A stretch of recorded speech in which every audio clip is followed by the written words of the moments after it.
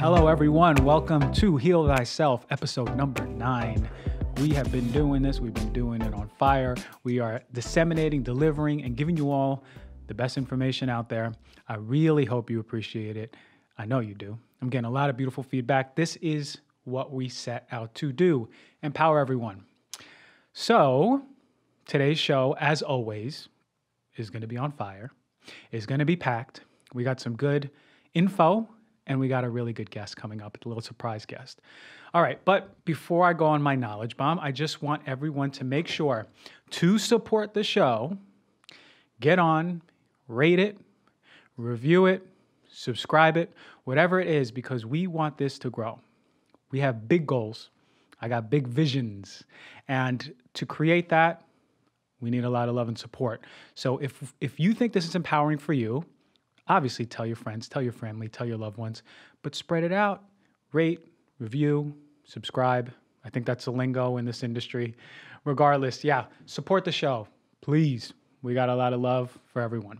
All right, check this out. Knowledge Bomb is starting right now. We're getting right in, diving in. Let's go. All right, today's Knowledge Bomb is on one of the most important topics I cover ever, anywhere. It's one of the ones I'm most passionate about, and it's one of the most important knowledge bombs I'll be dropping. Breast cancer, breast cancer, breast cancer. Breast cancer is part of someone's life, whether directly or indirectly, on some capacity. I have very particular experiences. I have an immediate family member who died of breast cancer. So I've seen it. I've seen it from the lump all the way till hospice and everything in between. And I've seen probably about 900 breast cancer patients at this point. It's the cancer I see the most of, unfortunately. 1 in 8 women will develop breast cancer in the United States. American Association of Cancer Research says 268,600 new cases of invasive breast cancer will be diagnosed in 2019. Then we have 62,930 cases of something called in situ breast cancer. This is stage 0 breast cancer that develops in the ducts and the lobules of the breast. It's when it's confined there. It's not invasive, okay, or it's not infiltrating, so it's not necessarily considered cancer, but it's called a stage 0 cancer. You may have heard of this. There's a lot of controversy behind whether or not it will progress to cancer. Some of the numbers that are accepted right now, about 20 to 30% become cancer if there's no treatment. But could be less, could be more, really depends on the aggressiveness and what they see pathologically. 41,760 people will die from breast cancer in 2019. It is an epidemic. It's something that I talk about all the time. I was going to do this show in October, but I said, I'm not waiting until October. Hopefully everyone forgets, and then I just recycle it in October. No, but for real, this is so important to talk about. All right. So what are the risk factors for breast cancer? We have to be empowered to know where we're at. Genetics. All right. Years ago, we believed genetics was the cause, one of the main causes of cancer. If you have a first-degree relative, already you're 50% more likely around there to be at risk for developing breast cancer. Okay, and then there's genes like BRCA1 and 2. The BRCA2 gene will assume about 30 to 40% lifetime risk, although it was believed to even be higher than that. But even at that, these genes are confounded by 2 important factors that we need to pay close attention to: epigenetics and epistasis. Epigenetics is how the environment, your levels of stress, your food, your environmental toxicity, how they're affecting your genes. And then epistasis is how genes are communicating with each other. We forget this, so then we just want to take one gene and think we could just derive one thing from that, when we don't understand how there's a network of communication within and outside. So with that said, then, really, about 5 to 10% of cancers are genetic. What does that mean? Is that the remaining percent, we're empowered enough to do things for ourselves to change that, right? We can make the decisions to prevent breast cancer based on our own volition. That's crazy, right? Because we believe that breast cancer was just straight up genetic years ago, but it's not. All right. So most breast cancers are not hereditary. I will repeat that. Most breast cancers are not hereditary. All right. So what are the risk factors then? Well, age. All right, so it's pretty low until you hit 30, and then it just goes on a linear pattern all the way up till 80, and then it plateaus. So it's really important, even before you're 30, to start taking care of yourself. What about geography? This is really cool. There was a Japanese study, or a study about Japanese immigrants coming to Hawaii, and what they saw is that the rates of breast cancer were assumed to the rates of the host country within 1 or 2 generations. So that's really interesting. So if you're coming from a country that has low incidence of breast cancer and then coming to America, your risk is going to increase in about 1 or 2 generations. All right. So alcohol and cigarettes, surprisingly, they have a lower risk. But guess what has a higher risk? Body mass index. This is why it's so important to be working out. This is why it's so important to be in shape. If you have a BMI over 30, you already have a 34% increase in risk of death from breast cancer. Waist circumference is a really important indicator. What about hormones, right? So exogenous hormones are going to affect the delicate balance of your hormones in your body. So they are another risk for developing breast cancer, but after 5 years of not having hormone replacement therapy, they'll lower. Radiation, if you have a history of radiation, especially as a child, if you have Hodgkin's lymphoma, you're predisposed to breast cancer because they do a lot of chest radiation. How about early menarche and late menopause? What that means is that if you have an early period and your periods end really late, that long time exposure to consistent estrogens, and if you are in the form of carcinogenic estrogen throughout your life, and that's not recycling or metabolizing correctly, then you're consistently exposed to carcinogenic forms of estrogen. That's why long periods are another risk factor. Having a baby over the age of 35, okay. As I mentioned before, having a first-degree relative, and I mentioned already alcohol. So now we know some risk factors. How about interventions? What can we do today? One thing that we can do, women and men, because men do get breast cancer too, is to be in touch with our bodies. So understand how we look and feel normally. So women, men, especially women, pick a day out of the month, get out of the shower and do a breast exam. Easy to find on YouTube, takes 5 minutes. Make sure that you know what the landscape of your breast looks like, okay? What about alcohol? As I mentioned before, even though it has a lower moderate risk, we might as well stay away from it because it does put us at risk for other cancers. Ethanol breaks down into something called acetaldehyde, and that causes DNA damage, and it's an oxidant, and it's just nasty for our bodies. It's like a forest fire in our delicate body balance. So some things that you can do if you do, I'm not saying stop alcohol forever.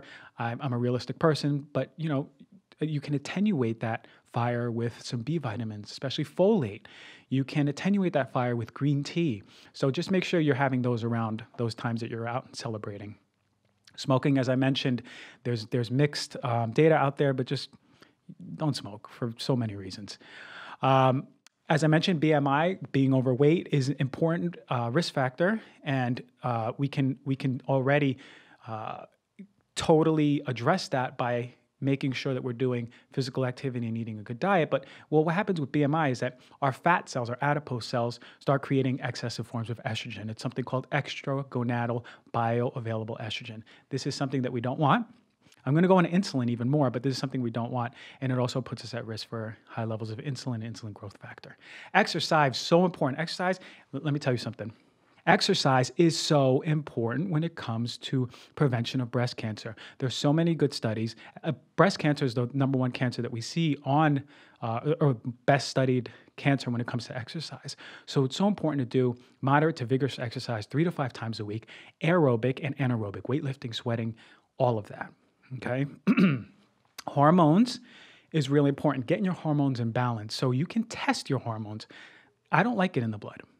I like it in the urine. I like seeing in the urine what the pattern of your metabolites are and that parent hormone, okay? So we have to see the ratio of how you're breaking down estrogen. If you have really high 4-OH, which is 4-hydroxyestrone, that's a carcinogenic form of estrogen. If you have that really high in your 20s, 30s, and 40s, you better believe you're at risk, okay? So important to make sure that you're tackling these things soon. So everybody needs to get a hormone test in the urine. I like the Dutch one, and the Genova one's pretty good too. Personal care products, makeup, deodorants, all that stuff, really important to detox over that. There's 81,000 different chemicals in the environment. EPA tests a little sliver of those. It's crazy how that happens, but we have to make sure our detox organs are working well, particularly our liver, to make sure we're breaking down estrogen. What about diet? Diet is so important. There's so many protective diets out there. There's data on vegan, vegetarian, and Mediterranean diets being the most protective for breast cancer. We can reduce our incidence of breast cancer just by getting away from processed foods and all that added sugar. Eating the colors of the rainbows. What about insulin resistance? Really important to pay attention to, because that puts us in high amounts of insulin, puts us in an inflammatory state, a pro-inflammatory state. That's carcinogenic. It's feeding the insulin growth factor 1 receptor, which we know contributes to cancers, particularly the breast cancer. Ask your doctor about magnesium. Ask your doctor about cinnamon. Ask your doctor about fenugreek. Ask your doctor about fasting. Hopefully they know about it. Hopefully they can help you. I mentioned insulin.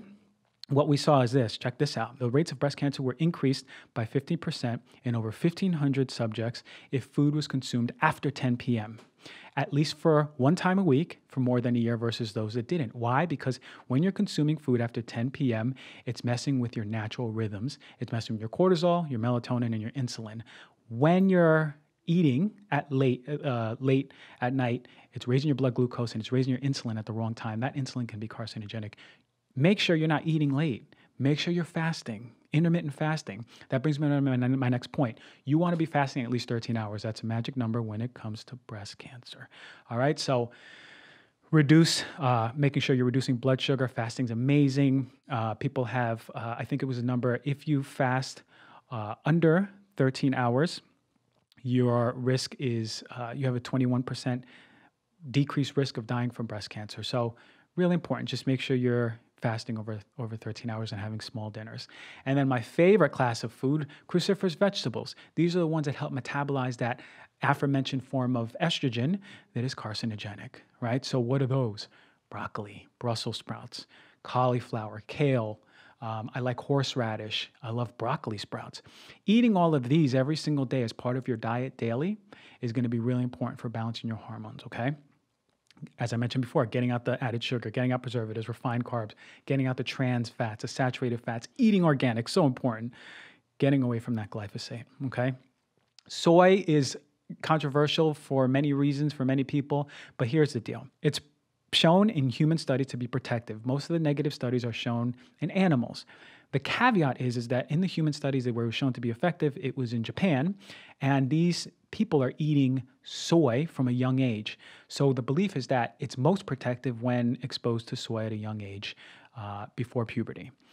Although we do have studies that it's shown to be also protective after menopause. So it's a little, it's not necessarily a gray area. It's just something that we need to know that there's good data out there on soy. It's protective for particular cancers. But if you don't react well to soy, listen to your body. Don't listen to Dr. G. I don't know anything. Okay. And when it comes to pooping, that's so important too, because you need to be going to the bathroom every day. Constipation is a major no-no when it comes to anything really, but reducing the risk of breast cancer, because what happens is those bile acids that are supposed to come out in your poop are recirculated, and guess what? They mimic estrogen in the breast. Make sure you're eating lots of fiber. Make sure you're adding that bulk to your stool and it's taking out all of those mutagens in there, okay? So as I mentioned, pooping is going to be really important because it's going to be getting rid of those bile acids and those mutagens. So make sure you're eating a lot of fiber, bulking up that stool and moving it out. Reducing inflammation. Ask your doctor about turmeric. Ask your doctor about quercetin, about resveratrol, about EGCG that comes from green tea, about selenium, DIM. These are all important supplements that you can be on if you're at risk for breast cancer, so long as they're safe. I'm not here giving medical information. I'm here to empower you to ask your doctor. Green tea, as I mentioned, is one of the heavy hitters, heavyweights when it comes to preventing breast cancer. It has something called epigallocatechin gallate. I never get that right, but I got it right this first time. So this is a lucky charm over here. EGCG. It inhibits tumor processes in the body. It inhibits proliferation. It protects the DNA, and it stops the tumor from growing blood vessels towards it. Making sure you're sleeping. Please make sure you're sleeping. Please make sure that you have regular sleep patterns. You're getting to bed before 10 and you're sleeping deep throughout the night and you're waking up when the sun comes up, or you're following those rhythms where your melatonin's really high at night, your cortisol's low at night, and then boom, your cortisol shoots up at night. This can be seen on those hormone tests that I mentioned in the past or earlier on. Pitch black, so important to sleep with pitch black, no lights, no blue lights, no ambient light.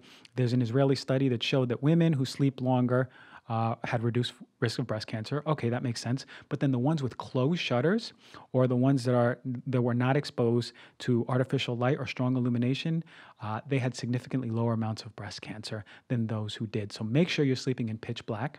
Make sure your vitamin D is at a good level. I say 60 or above, because when it's 60 over above, you have 82% lower incidence of breast cancer versus those that had under 20. Why? Because the sun is so protective. Protective meaning that go out there, get some sun, let it hit your face, let it hit your chest. Don't cook, don't burn. Stay out there for 20 minutes, get some good vitamin D, and go back inside if you need to. It's so important to make sure that we're getting back to nature, as I mentioned, okay? Some less studied stuff, EMFs. I always bring that up. Stop putting your cell phone in your sports bra when you're at the gym. Put it on airplane mode. Put on airplane mode when you're at the gym. Put it on airplane mode when you're about to go to bed. Other testing, make sure you're testing for toxins. We know that certain toxins are connected to breast cancer. Most of the studies on oral contraceptives were observational, but they do show an increased risk of breast cancer, slight, and it drops back over 10 years. Still, that's a whole nother Jack in the Box or Pandora's box. But we won't talk about those. But really just know that you do have a slight increase for breast cancer if you are on birth control. And making sure your gut is perfect. Your gut is clean. Your gut is moving like a well-oiled machine, okay? So making sure you're detoxing, making sure your gut microbiome is flourishing, living their best lives, right? They're stimulating your immune system, keeping you healthy, giving you nutrients. So gut health is so important, addressing leaky gut or anything else that's going on. Whew. I didn't breathe during that one, and I really hope that you love that one, and I hope you felt the passion. Breast cancer is an epidemic. Breast cancer is something that I'm so passionate about, and breast cancer is something that we are not doomed to have. Women, pay close attention. Women, start doing these things today. Men, pay close attention and start doing them. All right? All of us can be empowered.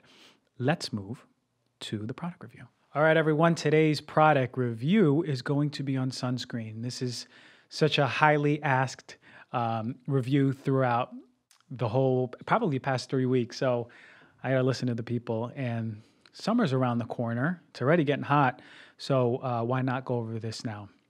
But before I go over it, you see, one of the important things is that I want you all to focus less on the specifics of the products I choose and more about what I say, because you may not use that product, but you'll know how to look for a product. And that's the most important part. What are the take homes? So then when you're looking, you know what to find. You know which one to use, and you know how to discriminate between one versus one that is going to be better for your body, okay? So really quick, there's two types of sunblocks out there. They're going to be the non-mineral ones, which are the chemical formulas for the most part, and that's the conventional ones you'll see at supermarkets or pharmacies. And then you have the mineral ones, which are usually made of zinc oxide or titanium dioxide. Those are the thicker white ones, okay? Most conventional sunscreens contain one of these two, actually two or more of these chemicals. So these are the chemicals that I want you all to look for. Oxybenzone. Oxybenzone is the worst and most prominent one throughout sunscreens. It's found in 96% of sunblocks. And according to one study, we see that it is connected to hormonal disruption, endometriosis, sperm alterations, and fertility issues. So it really affects your hormones. Important. Oxybenzone is just a buzzword. And you'll see it on the top of most of the conventional ones as the active ingredients. Octinoxate. That's another one that you'll see. This is a hormone disruptor also, but it also affects the thyroid behavior, and it also was found in mother's milk samples, so it passes through to the baby. Homosalate is another one that just causes hormone disruption. Yeah, really important one to look out for. And then these other three are less found, but really important. Avobenzone, octisalate, and octocrylene, okay? And some of the ones that I'll speak today have those. And these are inactive ingredients, but then now they're being put as the active ingredient in many of these also. And that's something to look out for. There's another one called methyl isothiazolinone. Whoo, Lord. And this is a preservative that in Europe, they concluded it has no safe level in cosmetics, and it was named a 2013 allergen of the year. So always important to read these labels. If you need to go back onto what I said, write it out. Write out all the chemicals that I said. I mentioned 1, 2, 3, 4, 5, 6, 7 chemicals, all right? So write those out and know if you're looking. But even better, and I mentioned this last week, is going on the Skin Deep database by the Environmental Working Group. What you do there is type sunblock, sunscreen, and they'll come up with their EWG certified ones, which across the board are safe, or the ones that are really low. Get yourself a 1 rating up to maybe a 2. And then after that, you don't want any of them, right? If it's a 10, and you'll see it, it'll come up in red. But as I mentioned last week, use that as a resource. It's one of the best resources out there, okay? I actually found a few in the local supermarket here, so I brought them in and I'll be talking about them. Really quickly though, SPF isn't always a best indicator of protection from UV damage anyway. Most of these sunscreens are going to block with UVB rays, but it does a really poor job of blocking UVA rays, okay? So to date, there's only good data on sunscreens preventing squamous cell carcinoma, not basal cell carcinoma or melanoma. So be empowered enough to know that, right? Because if you have a history of basal cell or melanoma, sunblock may not be doing much for you, okay? So for this reason, it's more important to cover yourself, right? Be in the shade, use protective clothing, use hats, use sunglasses, whatever it may be to protect yourself during peak hours. But I'm also a big proponent of being in the sun. But not till you roast, not till you burn. What I do is I just go outside for about 20 minutes, get some sun, and then go back inside. And if I want to be out more or go to the beach, then I protect myself as best as possible. So things that we can do really quick: make sure that we're taking a bunch of antioxidants, high antioxidants, lots of green tea, a lot of watermelon, tomato. They have lycopene in there, protecting ourselves from sun damage. A lot of green juices, cruciferous veggies, that's protecting us. Microalgae like astaxanthin, that's really potent protectant for the eye and for the skin against the sun. And making sure that you know which sunscreens you're buying. Let's start. The worst, one of the worst. And look, this goes hand in hand with all the other ones: Copper Tone, Neutrogena. They're all versions of the same thing. This is Banana Boat Ultra Sport, SPF 30, clinically proven, superior endurance. Like, whoa, this is something that I would have got back when I was in college. But remember those toxins that I just mentioned? Well, avobenzone, homosalate, octiosalate, octocrylene. I just mentioned those. Those are the active ingredients in this, not to mention a bunch of other inactive ingredients that are all nasty: hormone disruptors, immunosuppressors, allergens. It has fragrance, which, remember, is the umbrella term for so many chemicals.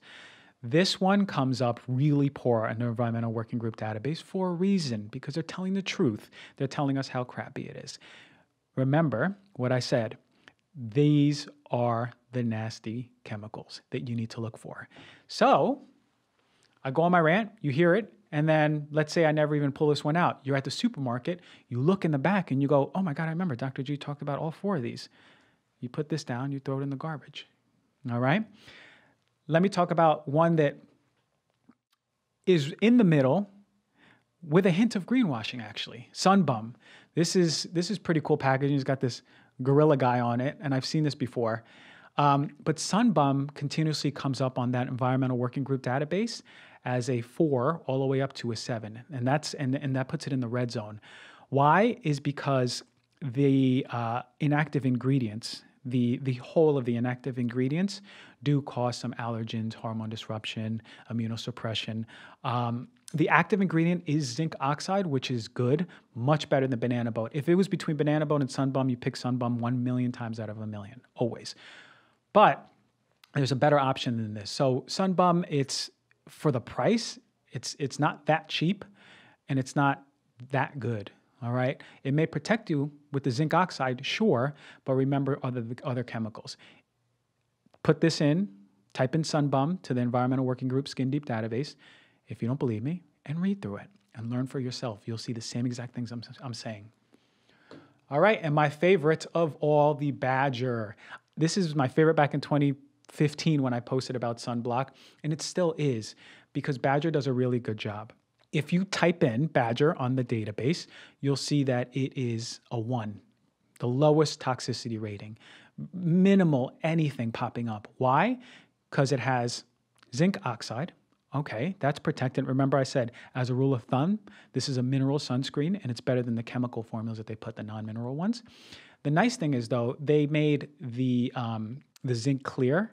So a lot of people complain, oh, you know, these zinc oxide, titanium dioxides, they're really thick, right? They are. They'll put a coat of white or chalkiness over your skin. But the nice thing is that these will, at least this one's the clear one, that'll rub on nicely. So they've improved the formula.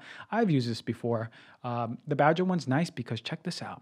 It has the active ingredient of uncoated zinc oxide, the clear one, and then the inactive ingredients. What do we get? Sunflower seed oil, beeswax, vitamin E, and sea buckthorn. Organic, all of them organic. This is what I like to see. This is how companies should do it, right? This is protecting us. It's clean. And remember, our skin is absorbing so much of what we put onto it. So we have to make sure that we're putting on really good quality lotions and other ingredients. So really important. Badger is my favorite one. It was for the past 3 years. It still is. Thank you, Honey Badger, for doing this. And look, now we know how to look. Now we know how to search. Now we know what to type in. Now, look, as I mentioned, we are responsible for our own health. No one's taking care of you, right? If it's in a supermarket, it doesn't mean that it's safe. So why not empower ourselves to do better? There you go. Summer's around the corner. Now you know how to look for stuff. Now you know how to make good decisions. And I can't wait to bring this guest on. This is going to be a really good interview. I've been pretty excited for this all week, so it's going to happen. All right, everyone. Today's special guest. This is synchronicity if I've ever seen it. We're going to talk about the synchronicity of it, but I'm so honored to have Jacquelyn Umof. She is the stretchy yoga guru, and I've become her biggest fan in like a week. So welcome to the show. Right?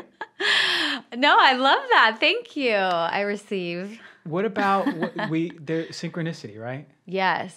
So I didn't know you 2 weeks ago. I didn't know you either. Okay, and then what happened was there was one of, I guess, somebody on one of my comments had said, you need to have her on the show. She's amazing. Yeah. I was like, okay, let me see. I click and I go, oh no, she is amazing.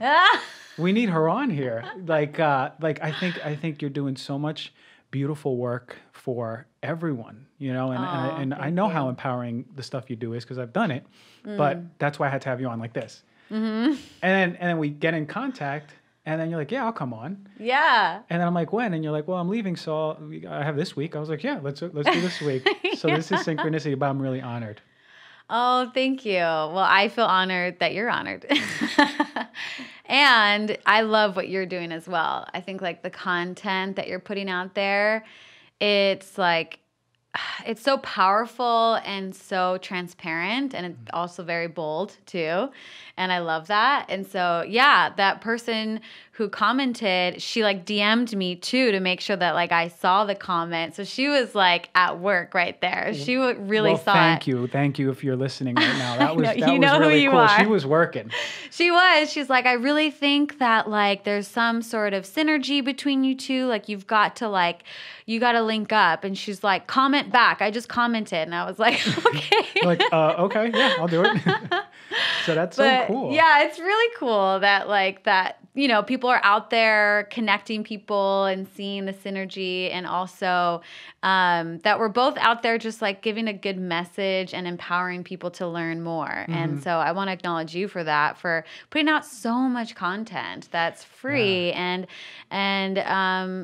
helps people take responsibility for their health and make right decisions and are better decisions for themselves, because there's so much info out there. So you put it in a really nice, simple way. It's all passion, right? We all have our outlets for passion, and I see that on your page and what you're relaying to everyone. Yeah. One thing I found so incredible is that Well, I did a lot of yoga in my life. Okay. I started in med school. Meditation was my thing. And then I was like resistant to yoga. My mom did it all her life. So I got into it and I loved it. I literally did it every single day for 5 years. Wow. And then I just stopped. Okay. And I was resistant towards it. You ever seen anything like this? People become resistant towards something that's helping them so much. But I was really resistant towards it. But then what I found is it's so helpful when I go on your page because you give instructions on how to properly do poses. Because you go to class, someone will say something, you'll be like, yeah, I'm here. Yeah, okay, sure, downward dog. Like, I guess my hips are up, but you don't remember. Yeah. But visually, we see that, and you're helping people like me who are, I still consider myself a beginner. Yeah. And that's beautiful work. Well, and it comes because when I was a teacher, like I used to teach big classes, and I would see people messing up all over the place, not on like anyone's fault, but I wanted to go and help each person individually, but you're running a full class, with so many people, you can't stop and correct every single person. And you say the cue and you're like, this person does not hear me. I see them. I said it 10 times. That was me. They're still not doing it. They're still bending their legs. Straighten your legs. Straighten your legs. How else do I say? Do not bend your, like, you're like trying to think of all the ways. So I remember that having taught, I started teaching classes since I was 18 and I've taught when I was at USC, and then I taught at Equinox for many years. I had celebrity clients. And so it's like, I saw that and I'm like, there's only so much you can do. So whenever I say that in my posts, like it's not any teacher's fault. Cause some people, they get like mad. They're like, yeah, I went to yoga class and my teacher never told me that. They never corrected me. And I'm like, well, this isn't for the purpose of like putting down all the group exercise teachers. Cause trust me, like I was one of them. Like this is really because if I can give you a little bite size of information to help you or inspire you or remind you to maybe do that. And also to simplify it, right? To not feel like, oh, if I don't get to a 2-hour yoga class today, then I'm not going to work out, like the all or nothing mentality. Like I find that having that healthy lifestyle is much more obtainable if they become these little tiny habits that just become infiltrated into your life, and they kind of almost like sneak them in here and there. Like when I brush my teeth, I still do like my ballet releves, and because my sister got me a Sonicare because she's a dentist, and so it's 2 minutes, and I'm like, 2 minutes is a long time to just like sit there and like stare at yourself in the mirror, So I'm like, I'm gonna do something with these 2 minutes. So that's my time to do my releves. And honestly, I swear, like 4 minutes a day of doing releves, my legs feel stronger. It's just like, it's just those little moments that you can try to like sneak it in. Have you found that not being the only thing, do you add other parts of efficiency to your day like that, where we can maybe start learning what we can do? Yeah, I mean, that's one. I like to always, no matter what, if I don't get to work out that day, I like to do a handstand against the wall for like, I do 2 minutes. You could start out with a headstand against the wall or something, but when you try to, I think the point is that like, you're like, okay, you make a promise. Like I made a promise to myself. It's like, okay, I'm going to do this 2-minute handstands. It's really hard to argue yourself out of that 2-minute handstand, right? Or 2 minutes, whatever. And you're like, I can fit in 2 minutes. Like there's no excuse right now. I can do it, so it just makes it so much more obtainable. Another thing is, again, like all the stretches that I put on my Instagram, you could literally just scroll through, pick one and do it for 2 minutes. Maybe you're at work and then you're like, you want to just like have a mental break. You can go on my Instagram and look and you'll see a stretch and just do it for 2 minutes. Yeah. So it's just a very simple little thing. And lots of times those 2 minutes end up inspiring you to do something else. Like it changes the course of your day, which I think is really cool. Or it could shift your mood, right? Maybe you were completely in a bad mood and now you're in a good mood, or you just feel more energized, or that thing that bothered you 5 minutes ago just doesn't seem that relevant or that big of a deal anymore. And so I think that's what's really cool. That's so beautiful, because when you're doing these stretches or poses, it kind of forces you to be present in many ways, right? Especially if you're doing yoga the way that it's taught, really breathing into each stretch. Yeah. Instead of thinking about, I need to go food shopping after this, and then I need to go back to get my this and that. But forcing you to be present, that's when yoga is transcendent. I mean, man, I came out of this class one time and I was so focused on breathing every single pose. When I left class, You know, when you really have to work to be present, you're like, okay, I'm just going to sit here and focus on being present. I'm not going to think about anything else. Well, I had to work on being not present. It had me in this mode for about 2 to 3 hours. It was, to this day, I never touched back on it because it was so incredible. At that moment, I said, yoga is one of the most powerful things you can do. But then why'd you stop? I don't know. I'm back. You're back? I'm back. Kind of. I'm back. I did my first class. That's a little guilty look, kind of. No, I don't know, but I am making a real comeback. I know it's most incredible. Who leaves yoga going, well, I'm still mad about everything and I'm the world. Yeah. And you leave yoga and you're like, oh, that was amazing. I feel good, right? The bliss. Mm-hmm. The bliss. You're moving around. So you stress importance on all of these, taking the time like 2 minutes, right? That's so much more obtainable. What's another important approach that we can take to start bettering our days? You know, we sort of spoke a little bit about I am statements. What's up with those? What do you do with them? We want to know your secrets here. Yeah, I really believe in redefining yourself and recreating who you are. Because so much of our habits are actually based on who we believe that we are, right? So if I believe that I'm a disciplined person, that I am a healthy person, that I'm a committed person, and if I have these beliefs about myself, then I am going to take action throughout the day that supports that. My subconscious mind will actually like guide me into doing that. And we don't even know. And that's what's so crazy about our subconscious mind. And that's why it's so powerful. They show all these studies where teachers are telling, the kids in school, you are smart, you are amazing, you are this, you are, you have the potential, you have this, right? That kid is going to believe that teacher. Yeah. And because it's an authority figure or whatever it may be, right? But maybe we didn't have that growing up.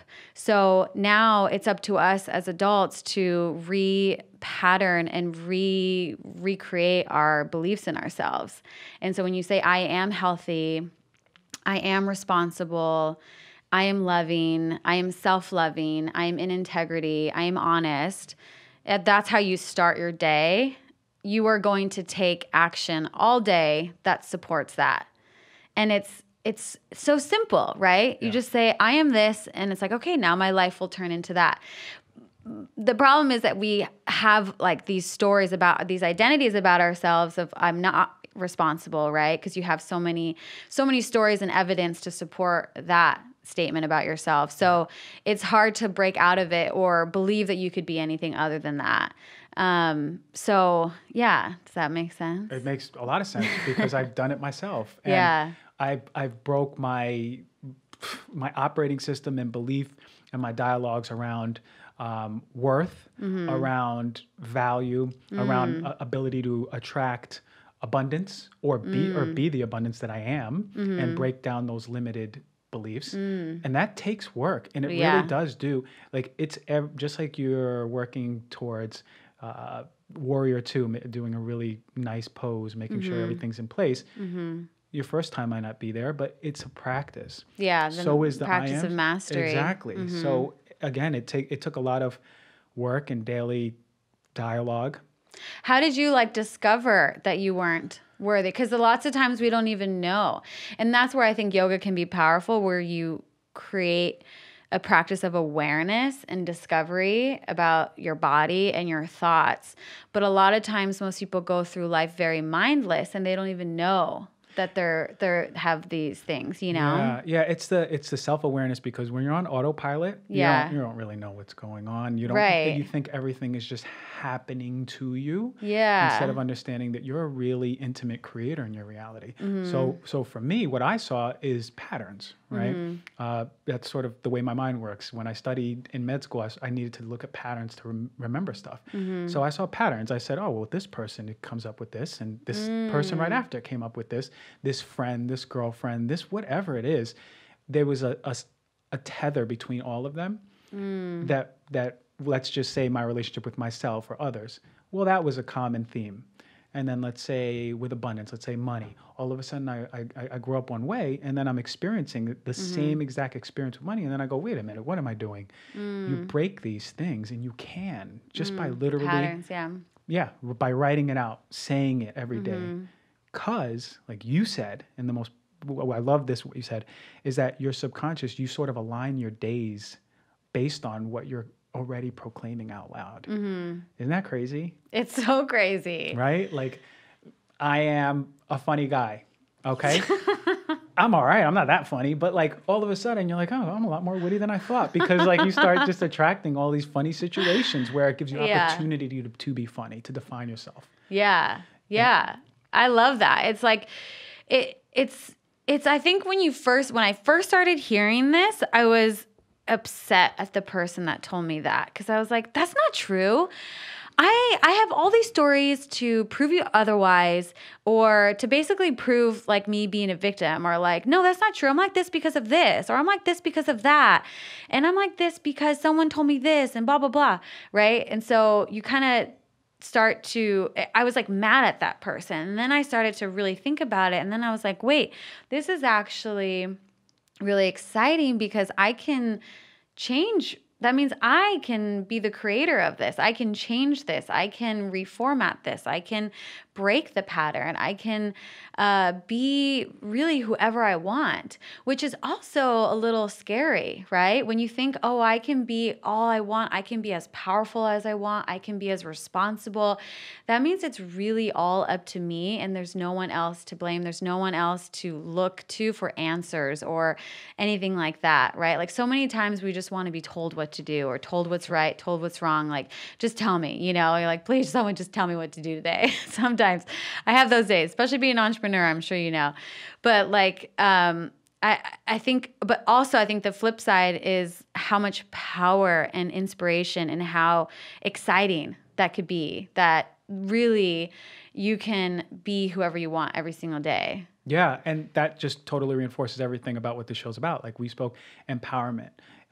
People a lot of times want their hand held, and it's sort of scary when you're faced with that responsibility going, well, shit, I'm a creator, Yeah. We are creators. I said that once, and then someone on Instagram printed it out and put it on their office, because it's true, we are creators. That's cool. And if you think, I'm not a religious person, but if you think you're made in the image of whatever creator, that's what you are, the power to create. You have the ability to define and redefine yourself. And I love that you said that, because we're not doomed to our past transgressions, right?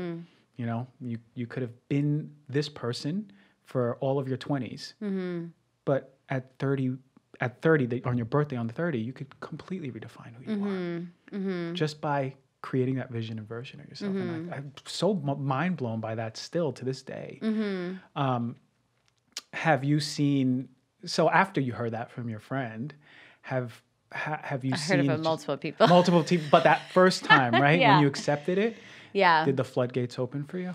Yeah. Well, and that's how I got into meditation and into yoga, because I actually really used to think meditation and yoga was really boring, and I didn't like it. It's like, this is really boring. Because I was a dancer my whole life. I was a professional ballerina and then dancer, and I would go to a yoga class. I'm like, this is so boring, because I was like already flexible. So I was like, I don't need this. And I was literally that person that would leave early from Shavasana, and they'd be saying like, the person who needs it the most is the people who are walking out. And I'm like rolling my eyes, like literally that person. I've heard that before. I'm like, they don't know me. They don't know my schedule, Yeah. And then, but I would go because it was like, at first I was drawn to it because I started seeing handstands online and stuff like that. And that's really why I started to go, was like very much like ego driven, like, ooh, that looks like a challenge. I want to learn how to do a handstand. But then like in the midst of all that, and I won't go too far into my whole story, but when I was in my mid-20s, I started to get really bad anxiety and really bad panic attacks, like debilitating. And I didn't know this at the time, but it was just my thoughts manifesting itself, physically in my body, where I just felt completely just overwhelmed all the time and in a victim state of mind where I just felt like I had no power, no control. And even though from the outside my life looked great and fine, like I was professionally dancing for Clippers and then Lakers. And so from the outside, people were like, oh, she's perfect, But I felt so like lost at the same time, which is strange. Because my mindset, it wasn't there. It was just, I was so just going through the motions or trying to do, never stopping. I was never present. And I think that's why I was so drawn to dancing, because it forced me to be present, even for those 2 minutes that I'd be performing, So I was really, really like having bad anxiety. And this one teacher, when I was in a yoga class, I started to go, again, I was like in a handstand workshop yoga class, and I stayed for like the Shavasana after. And the teacher was like, for some reason, talking about anxiety. And I don't know why or how the segue happened, but she said, having anxiety and having panic attacks is a choice. And I was like, a choice? Yeah.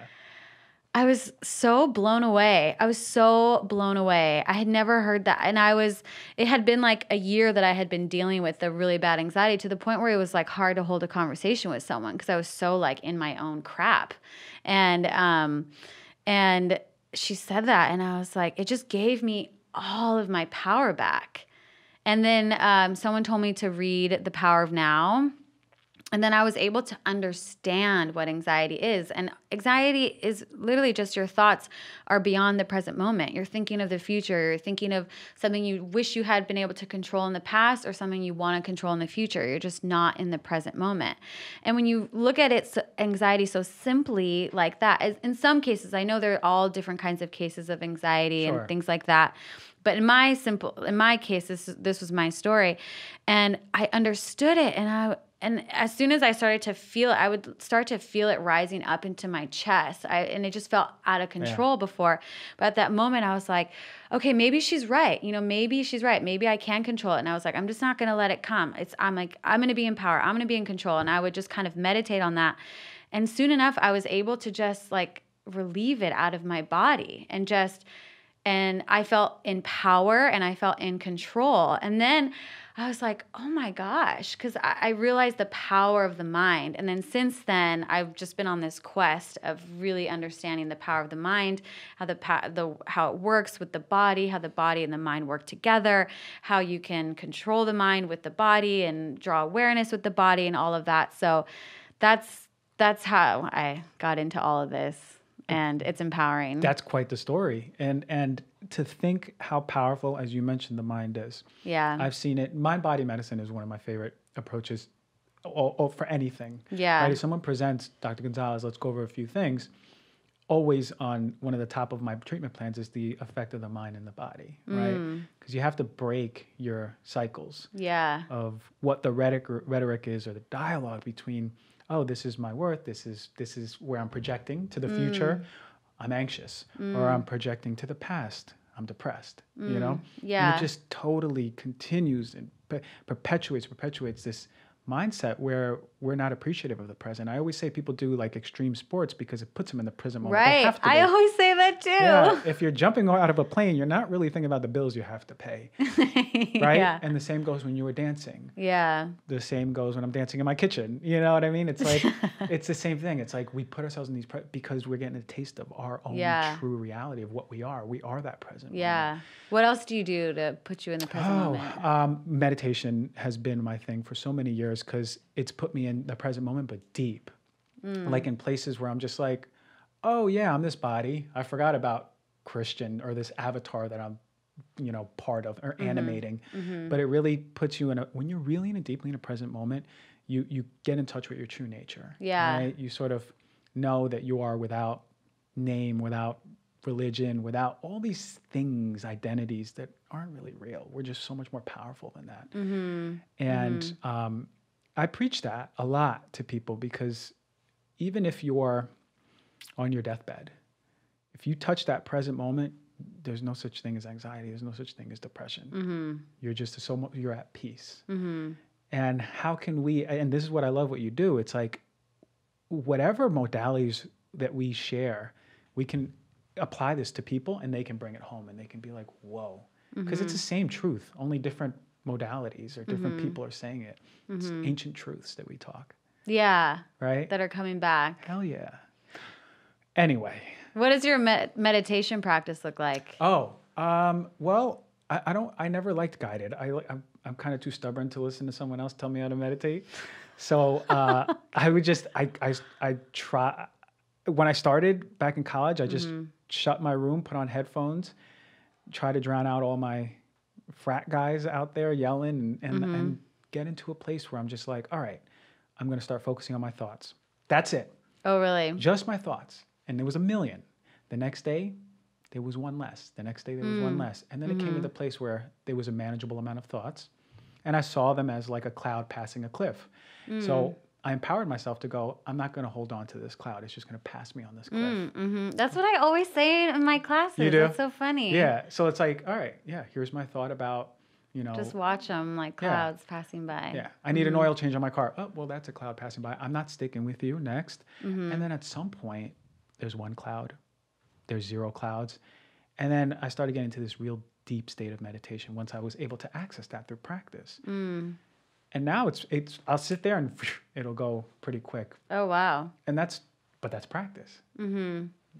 Well, yeah, because a lot of people think that like meditation, they're supposed to quiet their mind, but probably when you meditate for the first time, your mind is going to feel louder than it ever has in your entire life. Because you're not distracted. Right. So it's going to feel so loud, like almost scary loud, right? And I think that's where a lot of people feel discouraged with meditation.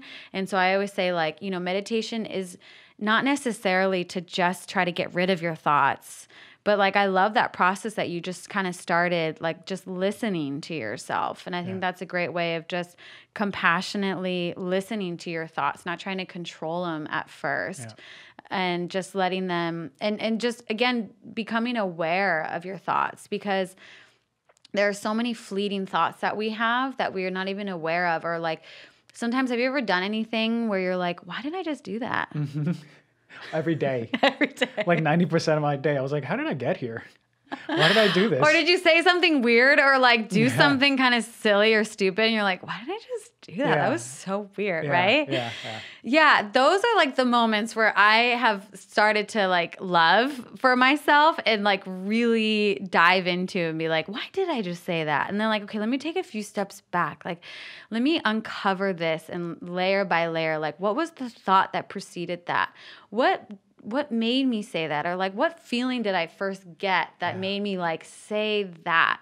Or maybe so it's just really, again, like that practice of awareness. And I think having so much compassion for yourself, because I've said like really stupid things before. And it's like, I don't want to like shame myself or put myself down, because I've done that. I did that for too many years, and now it's like I just become curious about my thoughts. Like, why did I say that? Let's go backwards a little bit and discover more of myself that way, like layer by layer. And sometimes what I notice, I would say, I don't know, right? I would get stuck in the I don't know. And then I didn't let myself say I don't know anymore. I say, no, what is it? And I just try to listen, like, you know what it is. You know what it is. And sometimes it doesn't come for a while. And that's kind of sometimes when I meditate, I'll just meditate on just uncovering things. And that's one thing I always think is like, we always know the answers that's right for us, even though we try to get someone's approval or someone to tell us what to do. But like, we always really know. Yeah.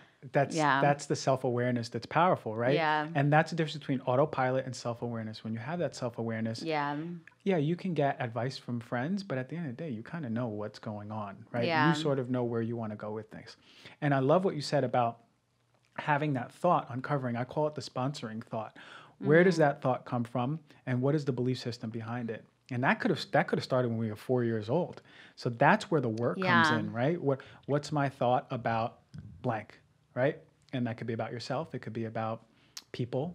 It can be about money. It could be about whatever it is. Yeah. What's a sponsoring thought and what's sponsoring it? And that's powerful because that's how you break patterns. Awareness coming through things like to put us in the present, like yoga, meditation, Yeah. skydiving, whatever it is. Yeah. Right? Yeah. And sometimes it does take those like rock bottom moments, or like for me having panic attacks and anxiety. Like those are rock bottom moments that are basically the sum of all of these habits, or a sum of those patterns. And so that's why a lot of times it takes like going into rock bottom to like change, or something just keeps happening. You're like, why does this keep happening to me? This keeps like, this feels like a nightmare. This keeps happening.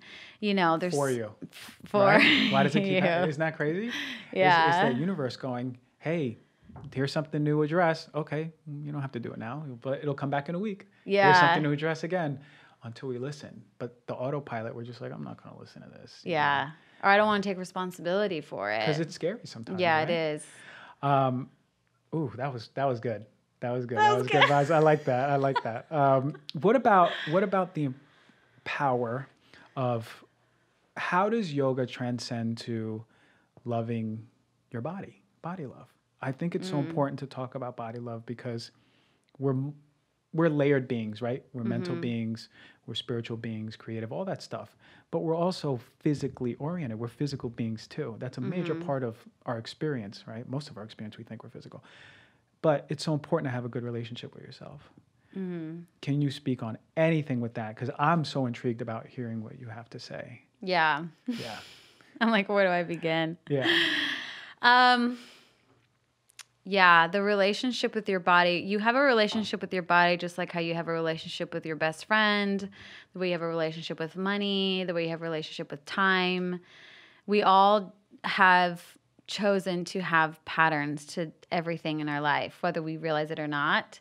And so I actually just had a call with my community today. I do like a monthly group coaching call, and today was all about your body and the relationship that you have with your body. And most of the times when people start like a fitness journey or something like that, or yoga practice, they'll start it and then they stop.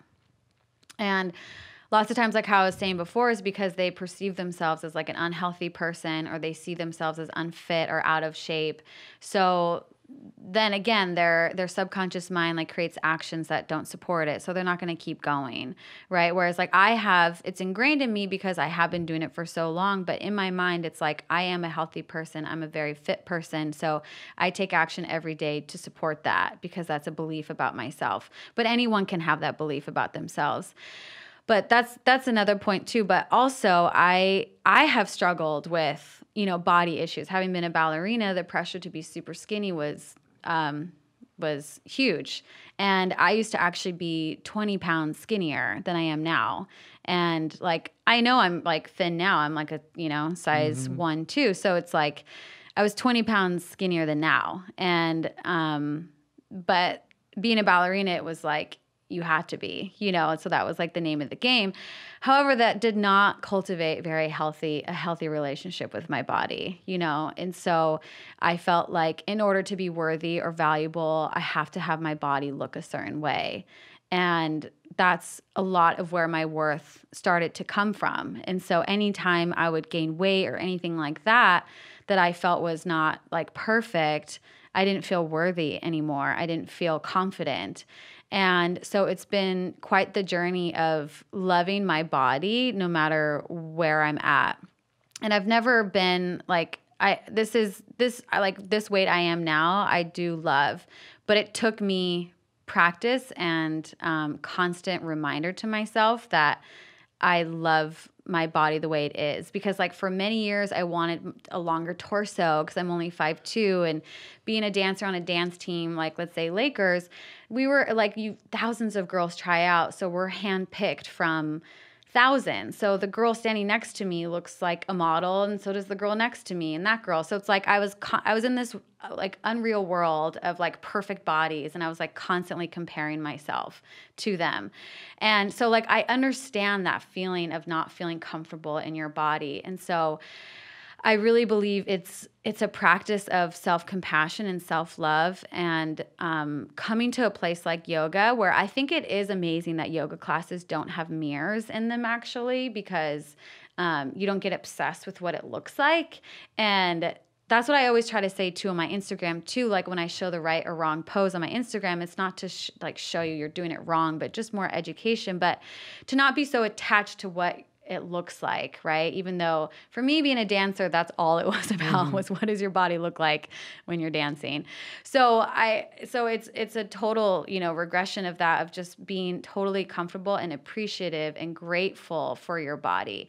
And that's what I always say in all the classes that I teach, of coming from a place of self-love, coming from a place of not trying to change your body, like, oh, let me like tone my stomach, flatten my abs, get skinny arms. But it's really like, let's work out because I care about my body. I love my body. It's coming from a place of, the initiation is because I love my body so much and I want to take care of it and I want to see it thrive. So that's why I'm going to work out. So really being conscious about the why, like why you're working out. And that'll help you stay with it longer too. Like I was saying, a lot of people start and stop, because if they're connected to a why where every single day they wake up thinking, how can I best support my body? How can I love my body the best? They're probably going to show up in a yoga class, or they're probably going to pop on like one of my videos that day, and like find 20 minutes in their day. Oh, that's good stuff. I No, just like that went is, on a tangent. no, but and because I was feeling it, like I was trying to vibe and feel and open myself up, because there's so much truth to that. So many people struggle with physical imbalance. We're not talking about gut issues. We're talking about their relationship of who they think they are, what their physical body is, right? But I love everything that you said about that, because when you initiate that, from that point, right, that sort of ensures that you follow through. Because you said, oh, I'm so sick, I need to lose weight, and this is that. You go to the gym, you're there for, like a month and a half, 2 months, and then you stop, because it's sort of coming from a lack.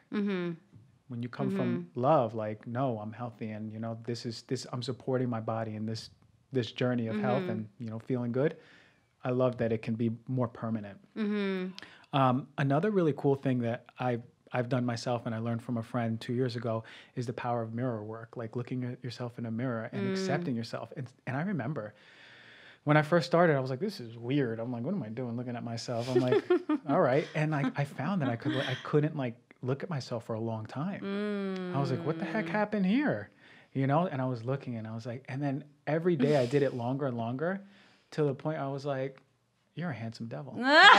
And I got a lot of love for you, Yes, you are. But isn't it crazy that it came to a point where I had to convince myself that? Like, oh yeah, I went through that too. It sort of uncovers things like, oh, I'm insecure about this. I didn't know about this. Oh, I'm insecure about...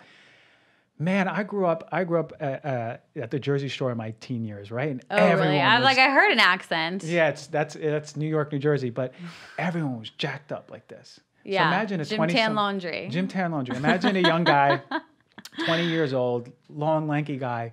I'm like, why can't I be like 250 pounds jacked? Yeah. Right? I know. See, women forget men have body issues too. Yeah. Where I'm from, everyone does. Really? But yeah. That's the issue, that we look from outside, and then use that as our relative point, and then compare ourselves instead of going in the mirror. Well, shit, I'm beautiful, and we hold ourselves back from doing things, right? Like, oh, I don't want to go because I don't have any. It starts from there. I don't want to go to an event because I don't have anything to wear, because I don't like the way I look. I don't like my body. So it's like, it's a ripple effect of your entire life. So that's why I always say, it's not just like, oh, come work out with me. It's like, this is going to transform your entire life. You're going to show up maybe at a party you wouldn't show up to, or you might like talk to somebody new that you didn't feel confident talking to, or like taking a risk standing up in front of a crowd and doing that presentation or whatever that may be. Like it's a huge ripple effect of how it can affect your entire life. Like the movie, not Miss Congeniality, what's the I Feel Pretty? Did you see that with Amy Schumer? No, I didn't get to see that. Oh, it is so good. Yeah. It is so good, because she just decides, she like knocks her head or whatever, and then she thinks like her, I don't know, something like Freaky Friday, right? Like she just sees like a model in the mirror. Yeah. So she's like, oh my gosh, all of a sudden she just feels like gorgeous, like a Victoria's Secret model. but she's like still looks the same and is the same exact person. But then she's able, what she does with her life is amazing because she just decides that she's incredible. And it's so empowering because it's true. It's like the way that people perceive you is not actually what they perceive. It's actually how you perceive yourself. Right. Ooh, that's fire. That is fire. And can we get that right here in the quoted, or somebody put that on a quote? It's so true. It's vibration, right? Yeah. Your thoughts, your words, your actions have vibration. So I always say the universe really doesn't care if it's a good vibe or bad vibe. It only puts out what you're putting out, which even gives us more responsibility. Right. But if you're continuously saying, oh, I'm not pretty. I'm not that pretty. I can't go out. People are going to see me as not pretty. Right. What vibration are you telling the universe? You're going that to you're not pretty. You're going to get more experiences that are totally solidifying that for you, right? Until the point where you break that with your words and say, I'm beautiful, right? And say that with confidence, even if you don't even believe it. Say it for the first day. Say it for the second day. You won't believe it the first day. You won't. Yeah. But at some point, this is the most beautiful thing I notice. Act as if until the point where your mind, the neuroplasticity, your brain changes. And then at some point you go, is this true? And then the next day you go, yeah, it's true. And then the third day you just walk with all this confidence that it's the truest thing in the world. It's so true. Right? Neuroplasticity. I got to start using that word. Neuroplasticity. and that's a physiological change that happens in the brain when you continuously say these things. So the power starts with you. Right. Your words. Like, what is your thought about yourself and how are you going to change that? Right. And I had to really understand that because I was so addicted to working out, like in an unhealthy way. You know, it was like, if I don't work out today, I'm not going to be worthy. Basically is like what in the shortest terms, right? If I don't stay super skinny, because that's what I was working out for before. It was I need to be skinny so that I can look good and I can be worthy and I can be confident. And then as I started to grow out of that, I did start to gain weight because I was, at an unhealthy place of my weight.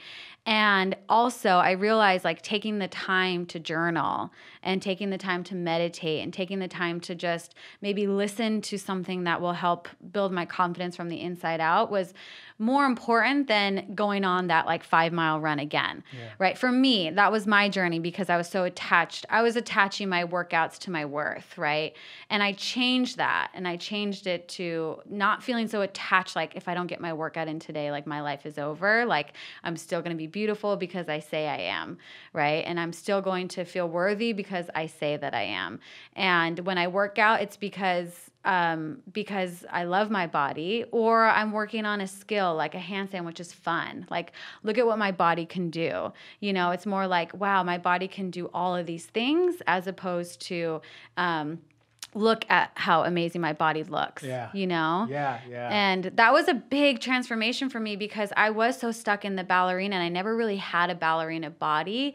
People always thought I was a gymnast, which would like make me just want to scream because I was like, I am not a gymnast, because the gymnasts are a little bit bulkier. And I was like, I am a ballerina. And I would like, but if you see me, I know it's like, I'm like, you're like, she's crazy, because she's so petite. But it's like, we all have our weird, crazy little things, we know? do. And I'm just laying it all out there. And the ironic part is that most people don't even see that. Most people don't, right? We have these things in our head. Right. We have these perceptions of how we look and what we are. Mm-hmm. The same. Like, again, everyone around me was just some jacked up, yoked up dude. Yeah. And then I'm like, oh my God, if I don't work out today or eat my 5th meal a day, I'm going to lose 5-10 pounds without ever accepting the fact that I'm just long and lanky. And that's the way it is, and my body loves being like this. But it was so empowering when I did accept that. I said, oh God, I took off a brick book bag. Oh, wow. Right? Because I don't have to be at the gym for 3 hours, 7 days a week. Yeah. Well, how did you get there? I think it took a lot of time to it started with self-love, basically. Like, but how did starting you get to with self-love? Mirror work, meditation, seeing what my patterns are, and journaling. And then just being grateful for what is, right? Like, at that point, I was like, well, my shoulders aren't as big as this guy on steroids, but I'm like, I like my shoulders though, and it works up to that point. Yeah. And it's literally accepting. I mean, I would even talk to my big toe and be like, I like my big toe. I have a beautiful big toe, by the way. But it doesn't matter. Like little, it doesn't matter if it's a small. I feel like you gotta show your big toe. I'll post it on Instagram one day. You're gonna get a lot of foot love. I get a lot of foot love on my page. #foot love. I know. I can imagine it actually now that I think about it. Yeah. I just opened up Pandora's box. Yeah. But I so resonate with those words. I so resonate with your issues and your approach. Yeah. It mirrors a lot of what I see and feel, and I'm sure what a lot of the viewers and listeners. That's why that lady connected us, I guess. Yeah, I guess so. Because I'll speak about it. I have no shame about that, and I know you don't too. So, look, you have this app, by the way. That's cool. What's going on with that? Like you're an entrepreneur that I look up to in many ways. Tell me. Oh, I appreciate that. Yeah. So I always had a vision of creating a community of women and men. There are men in it too. Men are allowed. Of people who really struggled with that identity of feeling worthy and having that identity of being healthy and beautiful. So my whole vision was to create a community that is empowering and encourages self-love, encourages support, responsibility, and health. And so I figured, like, I had these one-off programs, that people were getting amazing results. Like I have Get Stretchy 2.0 where people are getting out of pain, creating awareness in their body and things like that. But it was kind of like a do it at your own pace courses. And I really wanted to have a community where we're doing it together and growing every single month and really seeing progress month after month. Because I see myself doing like big events. I have one coming up in August. I'm just actually like proclaiming it. I don't have a date set or a venue set or anything else. But out to the universe, though. But it's happening in August. I decided, and I'm going to do it with my friend Sarah, who's amazing, and we're going to do like a whole day of self-empowerment, and it's going to be amazing. Where? We don't know. Okay. LA or Hermosa Beach. Okay. LA/Hermosa Beach. Okay. So, all right. yeah. But yeah, I see myself doing like big events like that and really impacting a lot of lives. So, I remember this girl said to me like 2 years ago when I was like just kind of getting online, she was like, you really need to have an app. And I was like, this girl has no idea like what it takes to have an app. Like, yeah I wish, like if only I had like $200,000 or, like that whole thing. It's no joke. Yeah, that whole story in my head. But then I like really thought about it. And then like, so I had another friend, he was like a very like really powerful entrepreneur. And he was like, just get an app, like just get it done. Like, just figure it out. And I was like, yeah, he's right. Like, I just got to figure it out. Like, everything is figure outable. Everything is. Like, you can just figure it out. And I think I tend to overcomplicate things. Everyone overcomplicates things. So I was like, I want to have a membership. And then I actually started getting approached by a few different app companies that were coming out with like templates to help fitness entrepreneurs. So I talked with a bunch of them, and this one just was perfect for me. I could just feel they were just like good people and all that stuff. And then I created it, and now it's here. It took like a year, and I really kind of dragged my feet at the end, which is kind of strange for me because I am all about taking action, obviously. Action, Jacquelyn. And I usually am, and I'm okay like getting things out before they're perfect. But for some reason, I think maybe I put so much pressure and weight on this thing to be perfect because I have been like dreaming about this for so long that I did kind of drag my feet in getting it out. And I was like, oof, okay, I said January and it's already April. Like, I got to get it out. And I was like, all right, it's coming out. I can't wait. I'm like, it's not ready. I don't even feel ready. I don't feel like it's done yet, but I got to just get it out and I'll figure it out. So it's out. That's really cool. And where do they find it? Oh, you can go to actionjacquelyn.com/app. Okay. Yeah, and it's called Stretchy Fit. And the whole idea is because my first program is Get Stretchy, and people really know me as stretching and everything like that. But I also love to work out, so I have bar classes. I have like yoga strength classes. I have Pilates classes for the core because I used to teach Pilates as well. I have HIIT classes, dance cardio. So it's really a big variety. So you'll never get bored. Every single day I have a workout for you to do. So there's a daily workout schedule. So you can either follow that, or I have a whole on-demand section that you can pick from. Full access. Too. Full access. Yeah. That's pretty amazing. Yeah, and there's a yoga library of poses so you can learn. So there's 100 poses in there right now, but by the end of the year there'll be 700 poses. I feel like I need that. When when you can't get to the studio, just do it real quick at home. Do some poses. That's. Yeah. I need something like that. I'll give you a good deal. Good deal. Okay, good. It's only $15 a month. Okay, so. I think I'll just put out the 15. the one thing is so cool, and I want listeners to remember this, is you didn't know how you were going to do it, but you proclaimed it. And this is what I tell people. Just say it. Just say it out loud. Which is scary, yeah. And believe it, right? It doesn't matter how you're going to get there. Just say your end point and let the universe put in line the people, the places, the things, the situations, the circumstances. Have the intuition to pay attention to when those things come into your life and go behind it and totally accept them and go, yes, hey, I'm going to listen to this person. Wait a minute, my intuition says something. Let that person be a guide. Let another situation be a guide. That's how, in every experience I've had since I started this whole process with myself, that's how life has been for me. And we all can access that. You want something grand? Believe it. Believe it into existence. If you want, I always say a Ferrari. I don't care about Ferraris. But if you want a Ferrari, believe it. Like you can be making $20 an hour. See that Ferrari. Go to the dealership. Put your hands on the wheel. See how it smells. See how it looks. Everything. Is there something that you're proclaiming right now? For this show to touch many more people than I ever thought. How many people? This year we're going to have 150,000 subscribers on YouTube. Amazing. This is going to be, watch this. This soundbite is going to be replayed at the end of the year because I'm going to be like, remember I said this. Okay. And this will be a top 3 health podcast. Yes. I'm saying it now. Yes. You better believe it. I believe it. We already got the fire intentions going on. It's there. It's already there. I can see the numbers right now. Oh, I see it every day in the shower. I close my eyes and I see the numbers. So the numbers are very real. Yeah, yeah. I taste the numbers if that's even possible. So of course it is. It's happening. I love it. And I love that you asked me that question because I needed to say it into existence and tell everyone, right? Okay, yeah. So with that said, thank you. Thank you for being such an awesome guest. I love that we were able to really get down to nitty-gritty, real stuff that people can take home. Let's leave like this. What's one thing that you want the listeners or viewers to know about their own power? What just something. Give me some good stuff.